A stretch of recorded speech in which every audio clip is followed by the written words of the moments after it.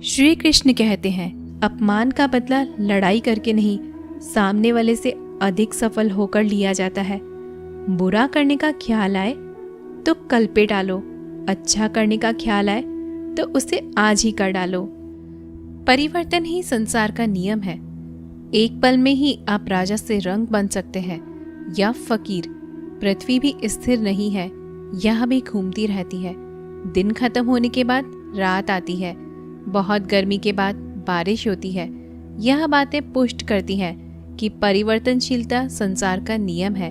इसलिए उन बातों और वस्तुओं के लिए दुखी होने की आवश्यकता नहीं है जो निश्चित नहीं है। परिवर्तन स्वीकार करना आपको हर कठिन परिस्थिति में खुश रहने की शक्ति देता है। जीवन एक बड़ा सफर है। आपको हर किसी को जवाब देने और हर चीज पर प्रतिक्रिया करने की जरूरत नहीं है। यदि समय तुम्हारा इंतजार नहीं करता तो तुम सही समय का इंतजार क्यों करते हो? स्मरण रहे, जो समय चल रहा है वही तुम्हारे लिए बेहतर समय है। जीवन में संकट आने पर निराश होने की आवश्यकता नहीं है। उनसे नफरत करने की जरूरत भी नहीं है, क्योंकि कठिनाइयों के कारण हम मजबूत होते हैं। कठिनाइयाँ हमें जीना सिखाती हैं। इसके अलावा वो हमारी हिम्मत और आत्मविश्वास को बढ़ाती है और वो हमारे अंदर छिपी हुई ताकत और क्षमताओं को प्रदर्शित करने के लिए एक अच्छा मौका देती हैं। समस्या का समाधान इस बात पर निर्भर करता है कि हमारा सलाहकार कौन है। ये बहुत महत्वपूर्ण है, क्योंकि दुर्योधन शकुनी से सलाह लेता था और अर्जुन श्री कृष्ण से। शंका का कोई इलाज नहीं, चरित्र का कोई प्रमाण नहीं, मौन से अच्छा कोई साधन नहीं और शब्द से तीखा कोई बाण नहीं। ऊंचा उठना है तो अपने अंदर के अहंकार को निकालकर स्वयं को हल्का कीजिए, क्योंकि ऊंचा वही उठता है जो हल्का होता है। इच्छाओं का कभी अंत नहीं होता।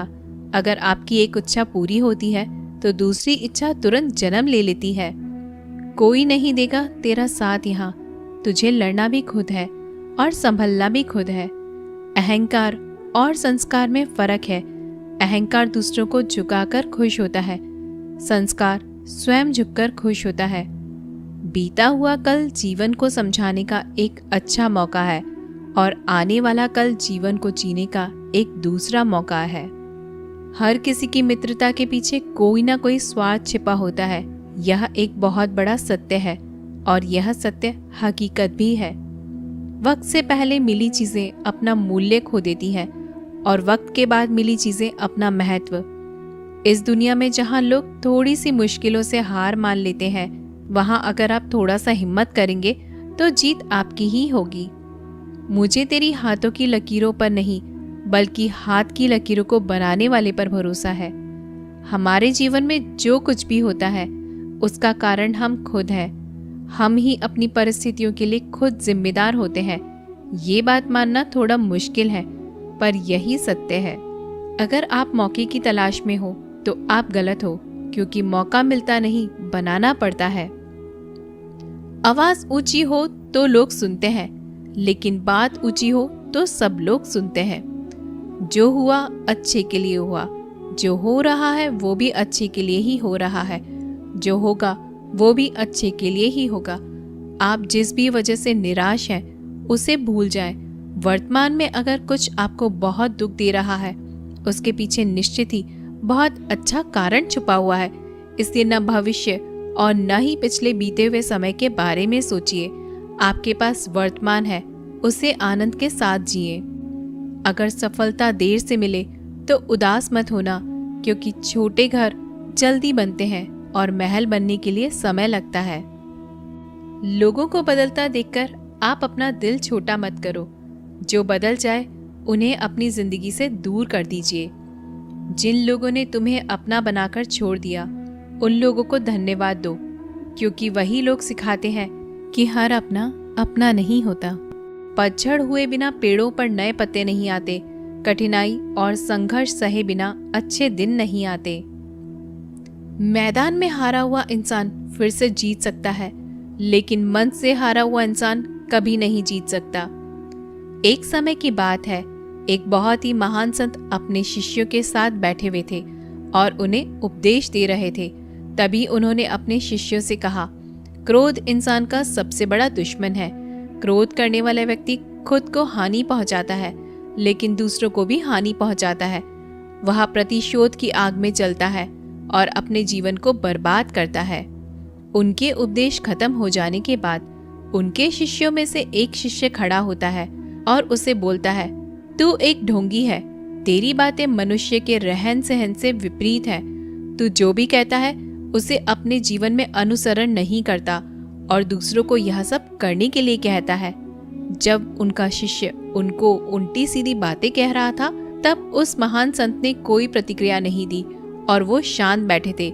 लेकिन ऐसे में वह व्यक्ति और भी ज्यादा गुस्सा हो गया और गुस्से में आकर उसने उस संत के मुंह पर थूक दिया। इसके बाद भी उस संत को गुस्सा नहीं आया और वे शांत थे। उन्होंने अपने चेहरे से थूक को पोंछा और चुपचाप बैठ गए। यह सब देखकर उस शिष्य को समझ नहीं आ रहा था कि वह क्या करेगा। गुस्से में आकर वह उस जगह को छोड़कर चला गया और अगले दिन अपने घर पहुंचा। जैसे ही वह अपने घर पहुंचा, तब उसका दिमाग शांत हो चुका था। दिमाग के शांत होते ही उसे इस बात का एहसास हुआ कि उसने कितनी बड़ी गलती की है, उससे पाप हुआ है। वह खुद को मन ही मन कहने लगा, यह मैंने क्या कर दिया? मैंने एक महान संत का अपमान किया है। ऐसा पाप मैं कैसे कर सकता हूँ? मैंने बहुत बड़ी गलती कर दी। मुझे जाकर उनसे माफी मांगनी होगी। यह कहकर वह तुरंत ही उस संत के पास चला गया, लेकिन वो संत उस स्थान पर नहीं थे। ऐसे में वह शिष्य जगह जगह पर भटककर उन्हें खोजने लगा। जैसे ही उसे वो संत मिले, वह उनके पैरों में गिर गया और उनसे कहने लगा, मुझे माफ कर दीजिए, मुझसे गलती हुई है। मैंने आपका अपमान किया है। मैंने बहुत बड़ा पाप किया है। यह सब देखकर उस संत ने उससे कहा, शांत हो जाओ, क्या बात है, मुझे बताओ तुम कौन हो? उस महान संत के यह पूछने पर वह शिष्य चौंक गया। वह सोचने लगा कि गुरुदेव मुझे कैसे भूल सकते हैं, मैंने तो उनका अपमान किया था। यह सोचकर उस शिष्य ने संत से पूछा, मैं वही शिष्य हूँ जिसने कल आपका अपमान किया था और आप इतना जल्दी मुझे भूल गए? उस महान संत ने जवाब दिया कि हमें कल की बातों को कल में ही छोड़ देना चाहिए। वह अच्छा हो या बुरा, उसके बारे में बार बार विचार नहीं करना चाहिए। मैं बीती हुई बातों को पीछे छोड़कर आगे चलता हूँ और ऐसा ही हम सबको भी करना चाहिए। दोस्तों, आशा करते हैं आपको आज का ये वीडियो ज़रूर पसंद आया होगा। अगर आपको यह वीडियो पसंद आया हो तो इसे लाइक ज़रूर से करें और ऐसे ही जीवन बदलने वाले वीडियोस के लिए हमारे चैनल को सब्सक्राइब करना न भूलें। मिलते हैं अगले वीडियो में, तब तक के लिए जय श्री कृष्णा।